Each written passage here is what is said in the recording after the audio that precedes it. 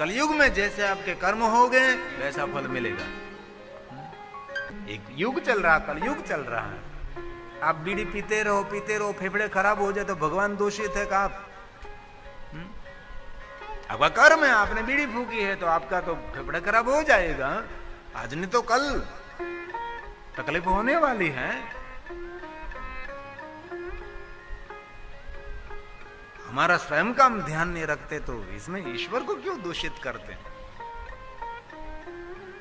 इसीलिए हमारे कर्म ठीक नहीं, हमारे रहन सहन ठीक नहीं, हमारी खाने पीने ठीक नहीं है तो भगवान की क्यों दूषित ठहराते हैं?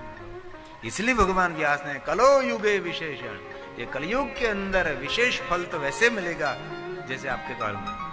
तो रोज बुरे कर्म करते रहे, मंदिर जाकर माला करते हैं तो किसी का दिल दुखाकर माला करने के लिए क्या क्या अर्थ होगा?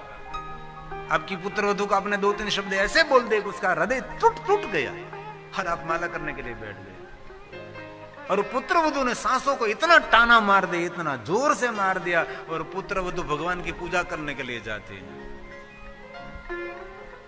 पूजा किसको कहते हैं? पूजा उसको कही जाती है कि हमारे वाणी व्यवहार से दूसरे का मन प्रसन्न रहे, उसको पूजा कही जाती है। हमारे व्यवहार से दूसरों का मन आह्लादित आनंदित रहे, इसको पूजा कही जाती है। पूजा मतलब दूसरों का आदर करना। पूजा में क्या करते? भगवान को फूल चढ़ाते, आदर करते, माला चढ़ाते, भगवान का आदर, दूसरों का आदर करना वो पूजा है। ईश्वर का आदर करना वो पूजा है। इसलिए शिवपुराण ग्रंथ में ऐसी बहुत सारी बातें कही, ऐसा करो तो ये होगा, ये होगा, ऐसे पुष्प चढ़ाओ तो ये फूल मिलेगा, ये द्रव्य चढ़ाओ तो ये फल मिलेगा, ये द्रव्य चढ़ाओ तो ये मिलेगा। लेकिन बाद में कह दिया कि जैसे कर्म करोगे वैसा फल मिलेगा।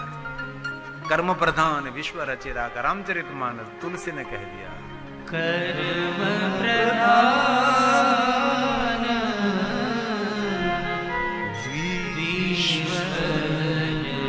ये पूरा जगत। जब भगवान महादेव जी भगवान शिव रुद्र के रूप में ब्रह्मा के सामने प्रकट हुए थे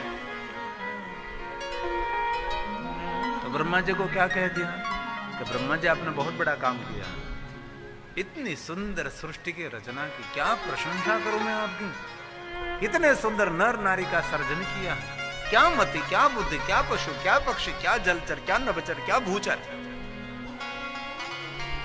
कितनी प्रशंसा की, कितनी प्रशंसा की।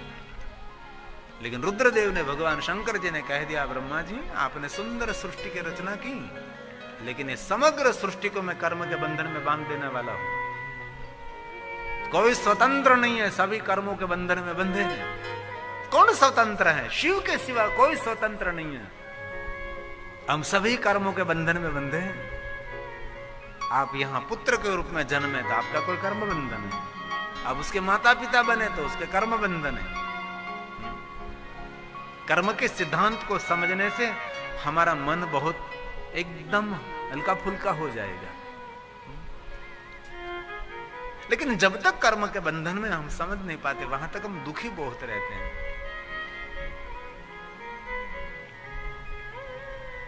और कर्म का बंधन समझ नहीं पाते, इसलिए तो मोह का जन्म होता है, और मोह मोक्ष तक पहुंचने देते और मुक्ति का द्वार दिखाई भी नहीं देता।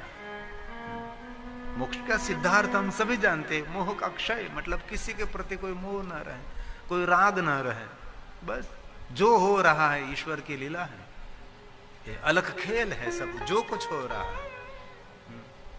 इस दुनिया में कोई भी मनुष्य मर जाता है उसका कोई दुख नहीं होता, लेकिन जिनके तरफ हमारा प्रेम है, आदर है, जिनके प्रति हमारा मोह है, लगाव है, अपनापन है, वो चला गया तो बहुत दुख होता है। इसलिए तुलसी ने कह दिया कि दुनिया सारी कर्मों के बंधन से बंधी है। शिव जी ने तो पहले से ब्रह्मा जी को कह दिया।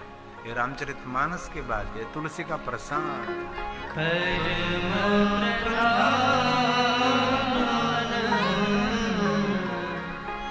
ईश्वर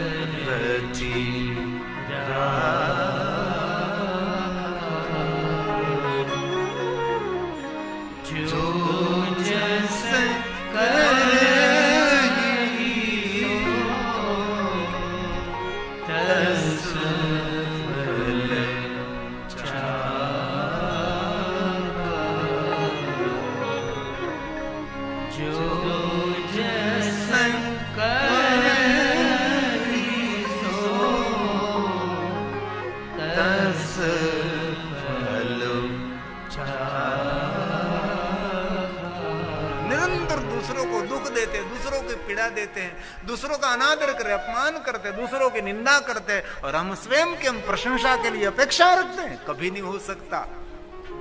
आप दूसरों की प्रशंसा करो तो आपकी प्रशंसा करने वाला कोई मिलेगा। ये तो खेत है दुनिया, जो बोओगे वही आपको मुबलक पाक मिलेगा। गेहूं की हमने खेती की तो गेहूं मिलेगी, बाजरे की तो बाजरे मिलेगी ना। हमारा स्वभाव हमारी दुनिया में हमारे लिए फलित होता है।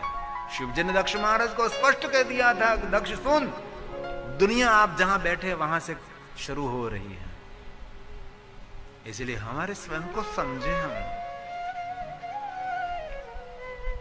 कई लोग हमको शिकायत करते, बहुत भगवान की पूजा करते, बहुत प्रार्थना करते, स्तोत्र का पाठ करते, मंदिर जाते, बहुत कुछ करते, लेकिन दुख कम नहीं हो रहा है।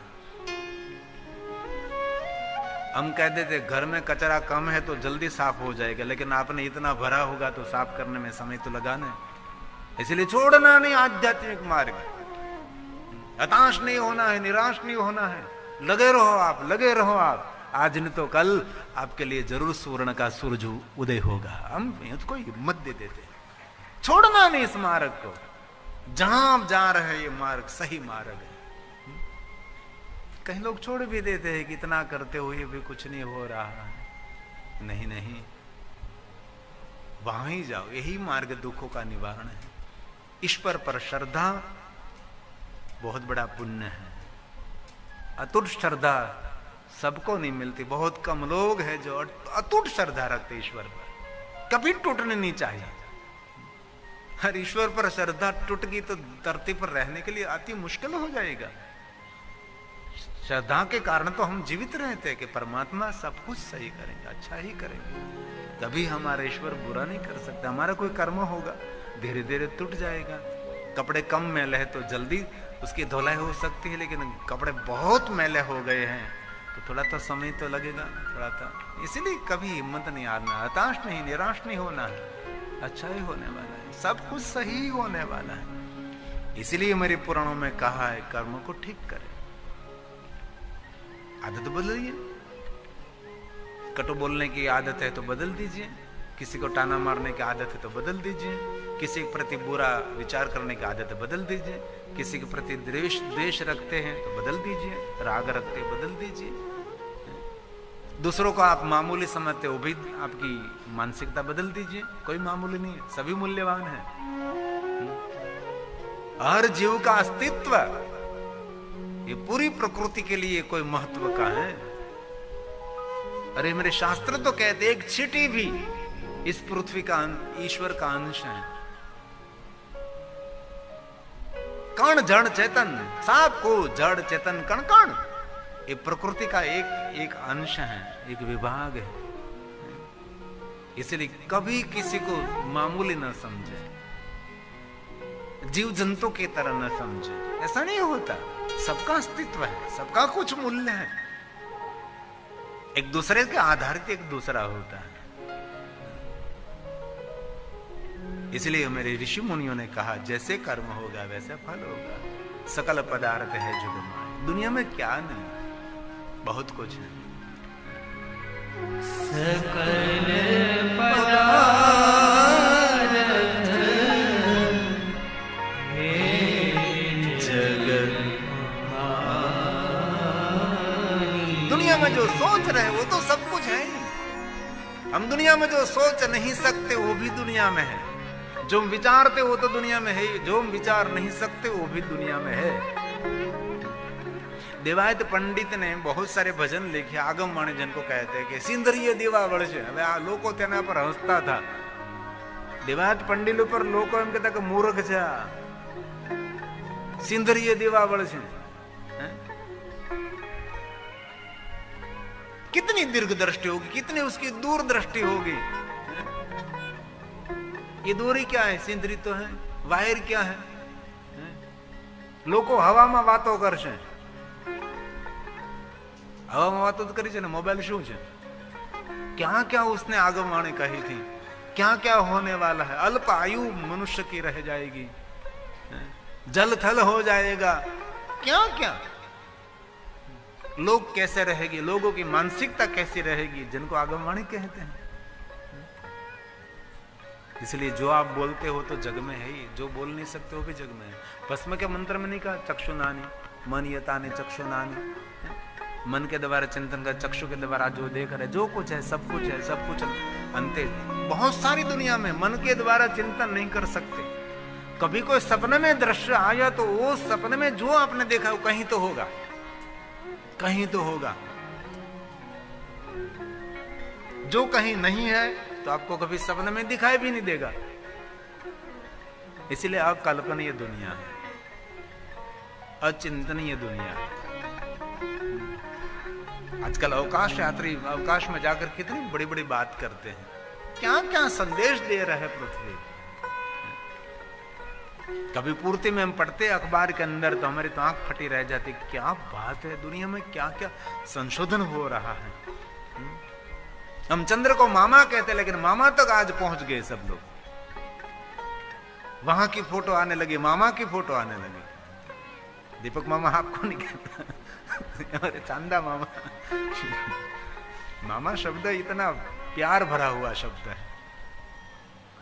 और बहुत सारे लोगों को मामा का घर का लाभ बहुत मिला होगा। अब तो ये सारी दुनिया बदल गई। बाकी तो वेकेशन पड़े એટલે मामाનું घर કેટલે દીવા બળે એટલે ये मामा।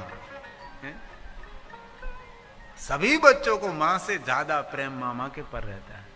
और मैं बहुत दिल से कहता हूं, आपकी बहन ससुराल गई और आपकी बहन के छोटे छोटे बच्चे हैं और बहन थोड़ी आर्थिक छोटी हैं, तो मामा को कभी पीछे हट नहीं करना चाहिए, अड़िखम मामा को खड़े रहना चाहिए। हमने तो मामा के घर रहकर पढ़ाई की है और बहुत सारे को लाभ मिला होगा मामा के घर, लेकिन ये कहां विज्ञान पहुंच गया देखो, हमने सोचा भी नहीं था। हमारी सोच तो बहुत छोटी होती है, हम दूर तक पहुंच भी नहीं सकते। इसलिए दुनिया में सब कुछ है। इसीलिए तुलसी ने कहा सकल पदार्थ, दुनिया में बहुत कुछ है। आप कहां पहुंचना चाहते हैं, आपको क्या चाहिए, आपकी मानसिकता क्या है, आप पर निर्भर है ना। मन को ठीक करे, दिमाग आप ही आप ठीक हो जाएगा, माइंड आप ही आप काम करना शुरू कर देगा।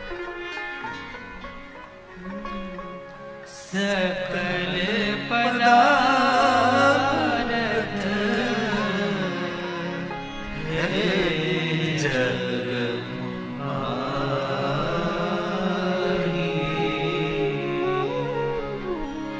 कर्महीन। आलसी को कुछ भी नहीं मिलता, कर्महीन। छोटा बच्चा भी अपने झूले में पैर हलाता तब माँ उसको दूध पिलाती है। तो जीवन में कुछ चाहिए तो कर्म तो करना पड़ेगा। हर पल हम करते हैं अच्छे बुरे भले कर्म करते रहते हैं। और ईश्वर ने कहा है कि जैसा कर्म करोगे वैसा हम फल देने के लिए निरंतर रहते हैं। और फल कौन देता है? शिव देते हैं। बुरे कर्म करो कि अच्छे कर्म करो, फल देने के लिए प्रतिभू है, साक्षी वो है। फल देने के लिए कार्यरत रहते हैं, शिव जी जागरूक रहते हैं। किसी ने बहुत बड़ा सत्कर्म किया लेकिन फल देने के लिए भगवान शिव जागते रहते हैं। यज्ञ पूर्ण हो गए, यज्ञ शांत हो गया, लेकिन यज्ञ तो पूर्ण हो गया के लिए फल देने के लिए शिव जागते रहते हैं। इसलिए तुलसी ने कहा कर्महीन मनुष्य को कुछ भी नहीं मिलेगा, आलसी व्यक्ति को कुछ भी नहीं मिलता। पुरुषार्थ अर्थ को प्राप्त करने के लिए बहुत मेहनत, ईमानदारी के साथ, पवित्रता के साथ, भले कम धन मिले लेकिन इसमें हमारी ईमानदारी, पवित्रता, दूसरों का हित होना चाहिए। पवित्र धन घर में प्रकाश करता है, अपवित्र धन घर में अंधकार फैलाता है। इसलिए कहा कर्महीन कभी न बने। कर्महीन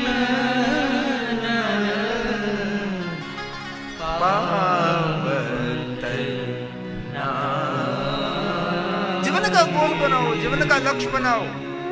शिवपुराण ग्रंथ का लक्ष्य क्या है? शिव प्राप्ति भवे। ऋषि मुनियों का लक्ष्य क्या है? धनपति, वैभवपति, पदपति नहीं बनना है, उसको कुछ भी नहीं चाहिए। उसको क्या चाहिए? शिव तक पहुंचना है, गोल है, लक्ष्य है, वहां तक पहुंचना है बस।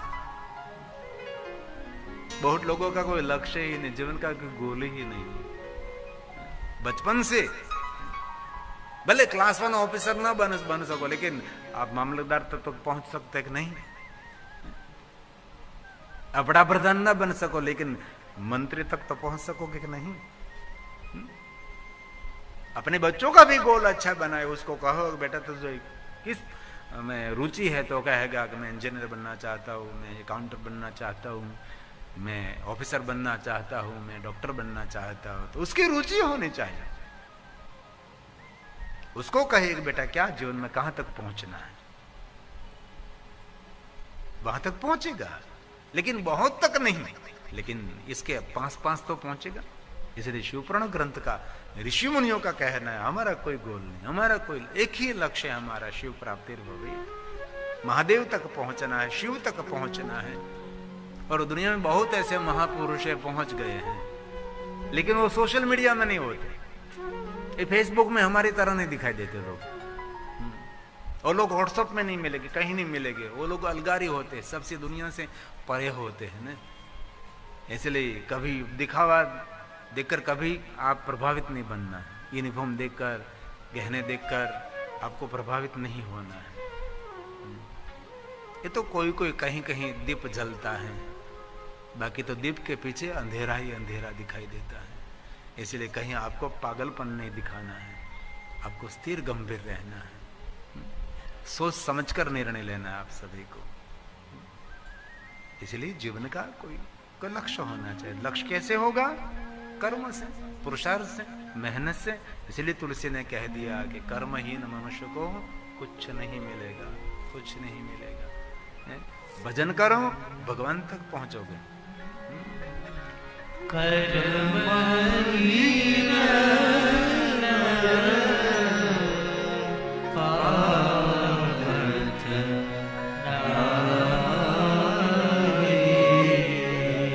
नवरा नहीं बेहू कोई दिवस काम करता है। અમારે પરમ પૂજ્ય ગુણવંશા કહે નવરો માણસ હરતો ફરતો બોમ્બ છે, ગમે ત્યાં ફૂટે. બોમ્બ સામાન્ય બોમ્બ નહીં, એટમ બોમ્બ. કોકનું ઘર અળગાવે, કોકનો સંસાર અળગાવે. નવરો માણસ નહીં કે નવરો માણસ શું વાળે? કેવું સરસ તમને આવડે, બોલો નખોદ વાળે નવરો માણસ. કામ કરતા કાંઈ કામ ન હોય ને તો રૂ લઈ આવવાનું, વાટો કરવાની, બેઠી બેઠી બત્તી બનાવવાની, મંદિરે મંદિરે આપવાની, કોઈને પૂજા માટે આપવાની, બત્તી બનાવવાની. બહુ બધું કરી શકો છો તમે. નવરું નહીં બેહવું. જો કે હવે તો ભગવાનની કૃપા છે.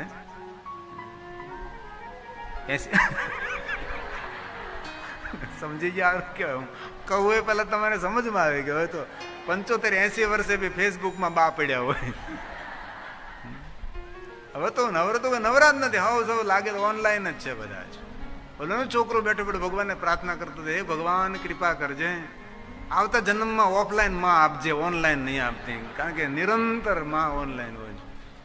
આજે તો કોઈ ફ્રી જ નથી. બસમાં બેઠા હોય તો બધા મોબાઈલમાં પડ્યા હોય, બાજુમાંથી ખીચામાંથી કોઈ ચશ્મા કાઢી દે તો ખબર નથી રહેતી. આટલા લોકો સૂન મોને માં પડ્યા હોય, મૌન થઈને પડ્યા હોય છે. બહુ સારું છે, સારું જ કહેવાય ને, બહુ સારું કહેવાય. ભગવાને માળા આંચકી લીધી ને મોબાઈલ પકડાવી દીધું, લે મજા કર. પેલા તો વૃદ્ધ લોકો માળા કરતા હોય, બેઠા બેઠા માળા ભજન કરતા હતા. હવે એવું ગયો, હવે મોબાઈલ ફેરવા કરે, ઉપર નીચે ઉપર નીચે ઉપર નીચે. લેકિન મન નવરું ને રાખવું. જેત કરો ને તારે વાંધો નહીં, હું કઈ મોબાઈલનો વિરોધ નથી કરતો. આનંદમાં રહો, મજામાં રહો.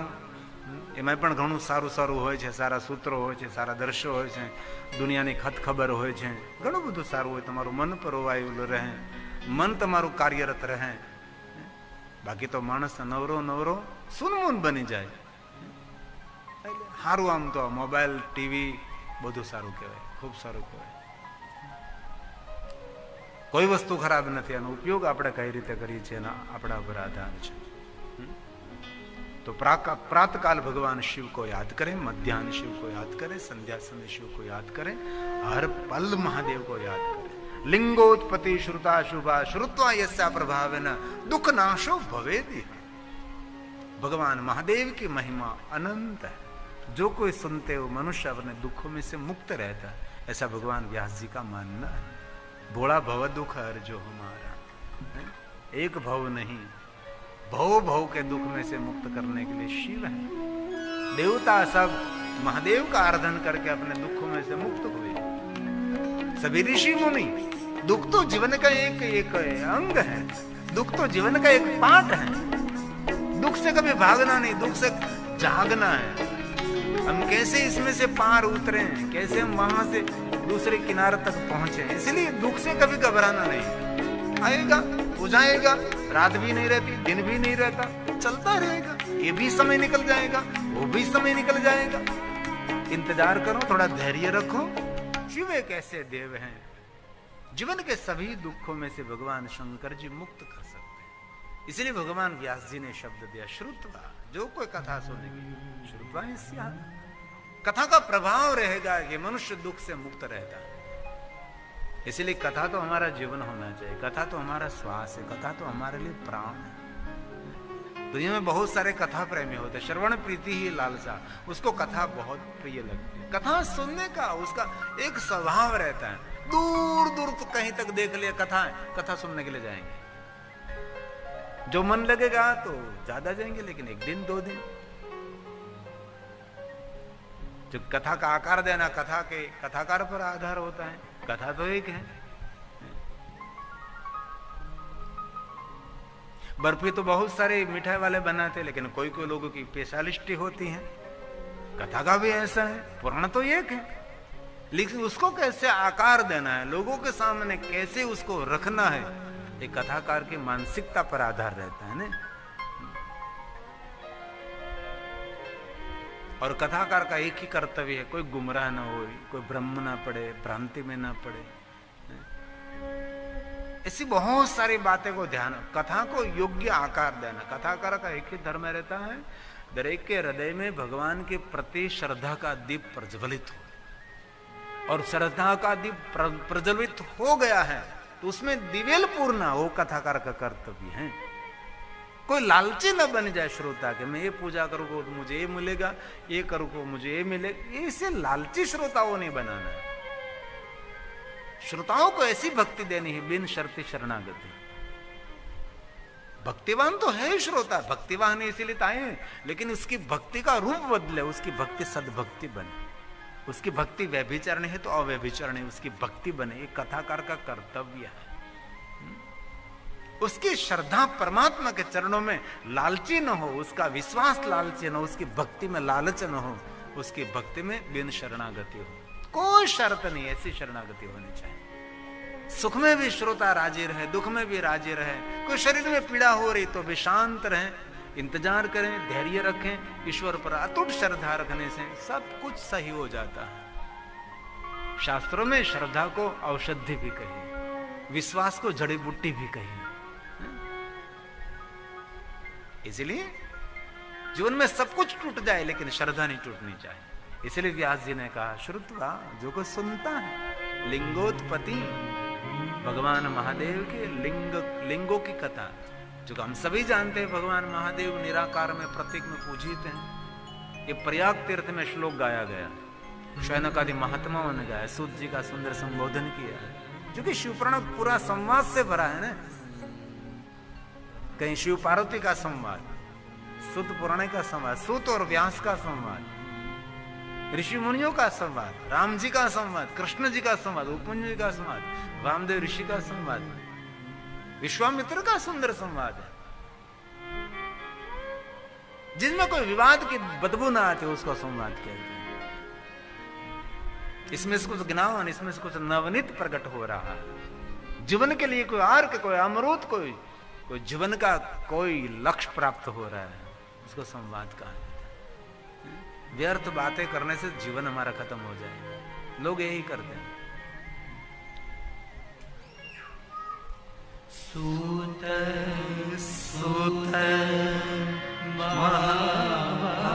महाभाग्यवान महाभाग्यवान महाभाग्यवान। एक बात कहूं, धन संपत्ति वैभव हो न हो, हमारे कर्मों का फल है। लेकिन ईश्वर के ऊपर श्रद्धा और भक्ति रहना, हम महाभाग्यवान हैं। ये सब कुछ नहीं मिलता। नरसिंह के 5 राजमहल था, जलाराम बाबा के पास राजमहल था, बहुत सारे भक्त को देखिए आप, मीरा के पास था, वो भी छोड़ दिया उसको, भागो यहां। इसीलिए ईश्वर के प्रति आस्था होना, ईश्वर के प्रति श्रद्धा और भक्ति होना, ये बड़ा भाग्य है हमारा। महाभाग्यवान मतलब सोना चांदी हीरे मोती जवाहरियत जिनके पास है, उसको कोई कर्म किया होगा तो उसका ये फल मिल रहा है। बबूल लगाए थे तो हमको कांटे मिले, और जिन आमरे पेन लगाए थे उसको आम मिले, कैरी मिले, इसमें क्या बड़ी बात है। जिनने जो खेत में बोया था उसको मिला, इसलिए कि हरकने की शौक नहीं।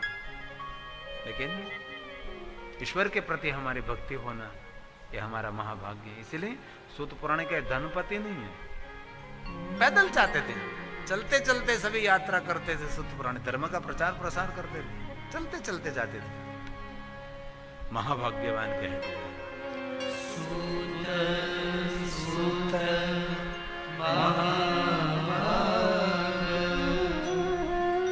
लिंगोत्पत्ति श्रुता शुभा, जो शुभ करने वाली कथा है, श्रुत्वा प्रभाते दुख नाशो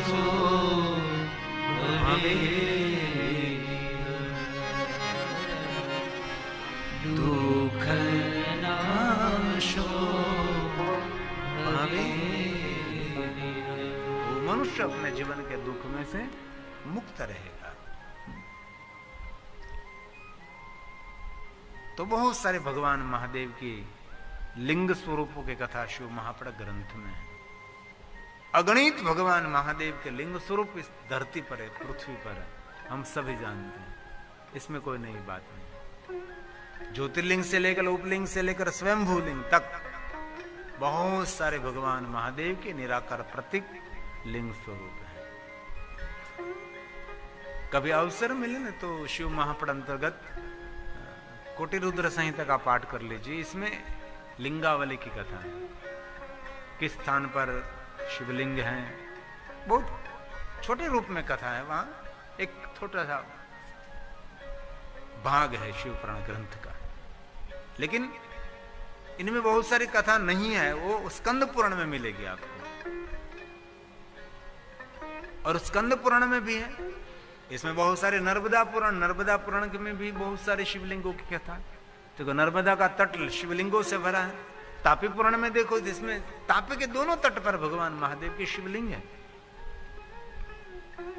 हमारी भारत की कोई नदी ऐसी नहीं जिन नदी के तट पर भगवान महादेव का शिवलिंग नहीं है।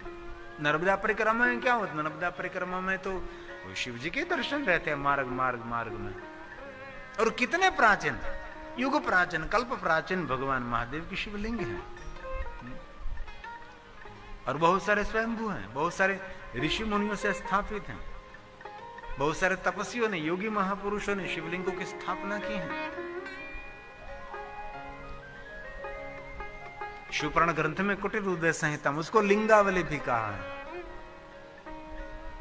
इनमें प्रधान लिंगों की कथा कही है। गंगा के तट पर कितने शिवलिंग है, यमुना के तट पर कितने शिवलिंग हैं, माता सरस्वती के तट पर कितने शिवलिंग, अलग अलग सभी सप्त गंगाओं के तट पर महादेव जी विराजते हैं। और हमारी सप्त गंगाओं में एक भी गंगा ऐसे नहीं जिनके तट पर भगवान महादेव जी नहीं। कभी कभी सप्त गंगाओं को याद करना चाहिए। 7 गंगा जब हम स्नान करते हैं ना, सप्त गंगाओं को याद करते हैं। कहीं इसमें भाई बहन बड़े लोगों को आदत होते, जब नहाते हैं घर के अंदर स्नान करते हैं तो गंगा गोदावरी यमुना सरस्वती बहुत सारे याद करते हैं।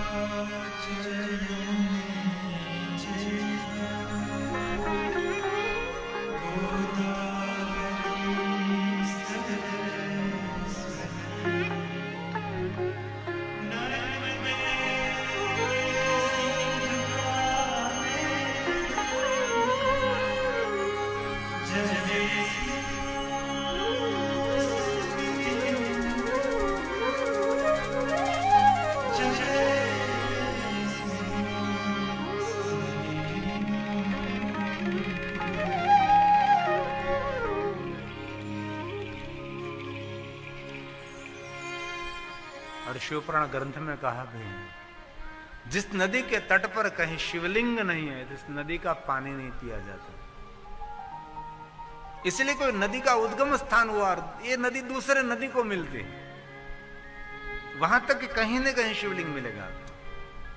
अथवा कोई नदी सरोवर के रूप में परिवर्तन हो जाती तो वहां कहीं न कहीं शिवलिंग मिलेगा। हमारे भारत की सभी नदियों के तट पर शिव जी विराजते हैं। भारत में गांव गांव में शिव विराजते हैं, शहर शहर में, नगर नगर महानगर में शिव विराजते हैं। शिव कहां नहीं, शिव जहां देखो वहां शिव ही शिव है। और शिवपुराण ग्रंथ में कहा है कि 12 ज्योतिर्लिंग तो प्रधान मुख्य नहीं है, लेकिन अनंत कोटि ज्योतिर्लिंग है। 100 करोड़ ज्योतिर्लिंगों की महिमा है। 100 करोड़ ज्योतिर्लिंग। और शिवपुराण ग्रंथ का मूल तो रूप तो 100 करोड़ श्लोक वाला शिवपुराण है। 100 करोड़ में से 1 लाख करोड़ लाख श्लोक वाला शिव महापुराण। इसमें 10,000, इसमें से संक्षेप हो गया 1000, 24,000, बस छोटा हो गया रूप। जैसे मनुष्य की आयु अल्प होती गई, वैसे मेरे पुराणों का अल्पीकरण किया गया। ये ऋषि मुनियों ने सब किया है ना। पहले 1 लाख साल तक हम धरती पर रहते थे। कितने साल तक यहाँ धरती पर बहुत लंबी आयु थी मनुष्य की। और कहीं खंड में कहीं कोई मनुष्य मर गया तो सारी पृथ्वी पर उसका शोक मनाया जाता था। कैसी बात होती है। इसीलिए ऐसे पुराण में कथा है, मनुष्य मरना कोई छोटी बात नहीं, बहुत बड़ी बात थी वो। 1 लाख साल तक धरती पर मैं अब कोई आयु ही नहीं रही हमारी, अल्प आयु होगी। जैसे अल्प आयु हुई वैसे पुराणों का अल्पीकरण किया गया, छोटे रूप में बना दिया।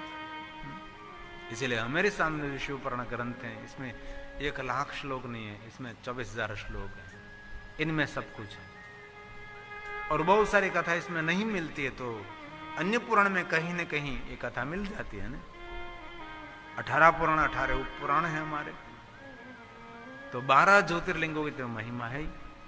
इसमें बहुत सारे भाई बहनों ने 12 ज्योतिर्लिंग की यात्रा भी की होगी। और कभी अवसर मिले तो ज्योतिर्लिंगों में रहना भी चाहिए। और ज्योतिर्लिंगों के आसपास, कहीं लिंग स्थान के आसपास, शिवेति विघ्नयम, शिवस्य वचनम यथा गंगा। शिवालय के आसपास, स्वयंभू ज्योतिर्लिंग के आसपास कोई भी नदी, कोई तालाब, कोई सरोवर, कोई जलाशय है, वो जलाशय कोई सामान्य नहीं है। वो शिव गंगे थी विघ्नयम, उसको गंगा जल कहते, शिव गंगा जल उसको कहा जाता है। और कभी अवसर मिले तो ज्योतिर्लिंगों में निवास भी करना चाहिए। 11 रात्रि जीवन पर्यंत रहना चाहिए। 9 रात्रि, सप्तरात्रम, पंचरात्रम, एकरात्रम। सर्व पाप विनिर्मुक्त सद्य शिव पदम लभेत। अथवा जितना समय हो इतने समय ज्योतिर्लिंगों में निवास करे। मेरे 12 ज्योतिर्लिंग, इसमें बहुत सारे भाई बहनों ने 12 ज्योतिर्लिंग की यात्रा भी की होगी और 12 ज्योतिर्लिंग के नाम भी कंठस्थ हैं। जो कंठस्थ है तो साथ में गाएंगे, नहीं कंठस्थ है तो घबराने की कोई जरूरत नहीं। लिप मोमेंट करें, अभी नहीं करें, खोटो खोटो ओट पपड़ाओ, खोटो खोटो ओट पपड़ा दे। गाता है कोई, लिप मोमेंट करता है कोई। हम सबको लगता है कि इस हीरोइन का कितना आवाज मधुर है, उसका नहीं है तो लता बहन का है। ऐसे लिप मोमेंट करें। आशा रखता हूं आप सभी को 12 ज्योतिर्लिंग कंठस्थ हैं। गुजरात से यात्रा करेंगे, सौराष्ट्र से करेंगे, सोमनाथ महादेव से हम प्रारंभ करेंगे। 12 ज्योतिर्लिंग सबको कंठस्थ है, मुझे पता है। सौराष्ट्रे सोमनाथं च। साथ में रहो, आगे आगे जाने की कोई जरूरत नहीं है। श्रीशैले मल्लिकार्जुनम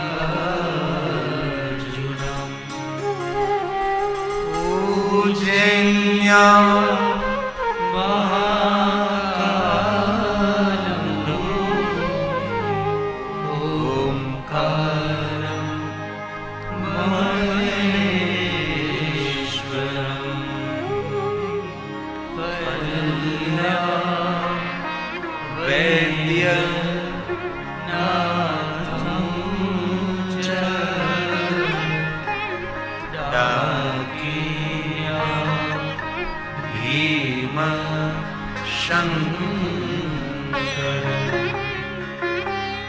सेतु बंधे तु रामेशं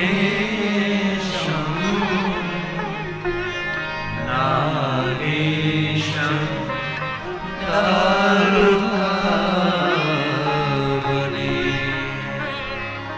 वाराणस्यां विश्वेशं त्र्यम्बकं गौतमी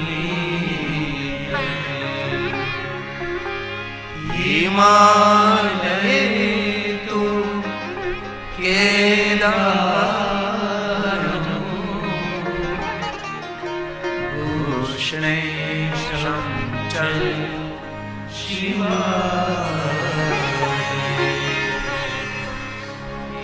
एतानि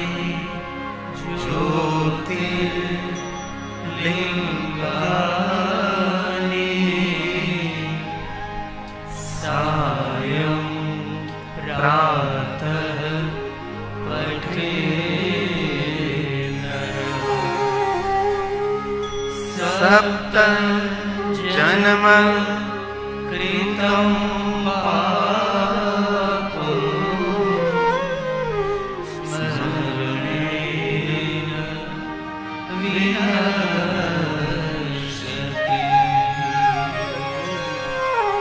स्मरणेन विनश्यति। जो कोई 12 ज्योतिर्लिंग को याद करेंगे उस मनुष्य के लिए कहा वो मनुष्य 7 जन्मों के पाप में से मुक्त रहेगा। हर साल हम कोई न कोई ज्योतिर्लिंग में कथा गाते रहते हैं। बहुत सारे भक्त आते रहते हैं, आनंद मिलता है ना ज्योतिर्लिंगों में रहना।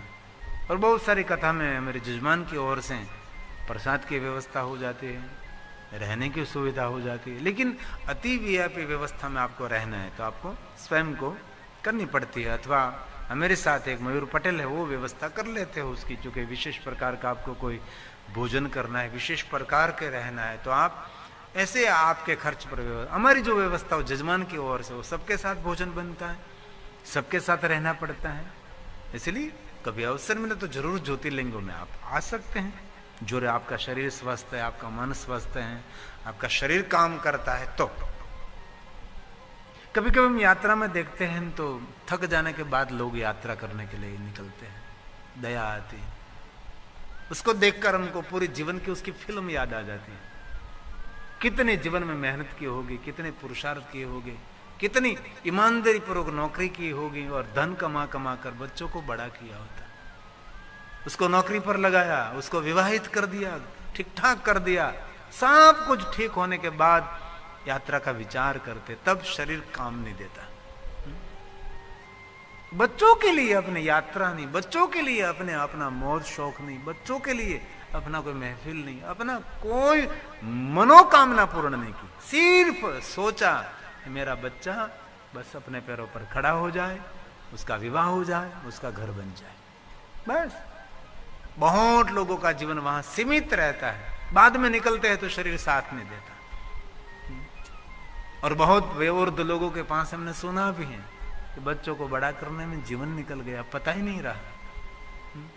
अब कैलाश की यात्रा करने के लिए निकले हैं, तब कैलाश पहुंचती भी नहीं है। इसलिए बहुत हृदय से मैं सावधान करता हूं। सब अपने अपना भाग्य लेकर आते हैं। आपके जीवन में जो आपकी कामना है जल्दी जल्दी पूर्ण करें। आप जहां जाना चाहते जाइए। आप बहुत मत सोचिए आप। और बहुत सारे माता पिता की मानसिकता को मैंने देखा है, पूरा जीवन निकल जाता है बच्चों के लिए, उसके पैरों पर खड़े करने के लिए, फीस भरने के लिए, ट्यूशन की फीस भरने के लिए, उसके यूनिफॉर्म, उसके स्मार्टफोन, उसके टू व्हील, उसके शौक, उसके मौज शौक, उसकी पार्टी का पैसा देना, बहुत कुछ करते करते माता पिता थक जाते हैं। बाद में हाथ में कुछ नहीं रहता, सिर्फ बुढ़ापा हाथ में रहता है। और संस्कार दिया है बच्चों को तो साथ में बैठेगा, बाकी तो सब अपने पंखों पर उड़ जाते हैं और प्रदेश चले जाते, दूर दूर चले जाते हैं। मैंने बहुत सारे वृद्धाश्रमों को देखा है, मैंने बहुत सारे वृद्धों की आंखों में निराशा भरे हुए आंसू को देखा है। हम सिर्फ व्यासपीठ पर नहीं बैठते, हम लगातार निरंतर यात्रा करते रहते हैं। दुनिया को बहुत गहराई से हमने देखा है। रोते हुए माता पिता को हमने देखा है, निराशा भरे हुए चेहरे को देखा है। इसलिए जरा थोड़ा सा सावधान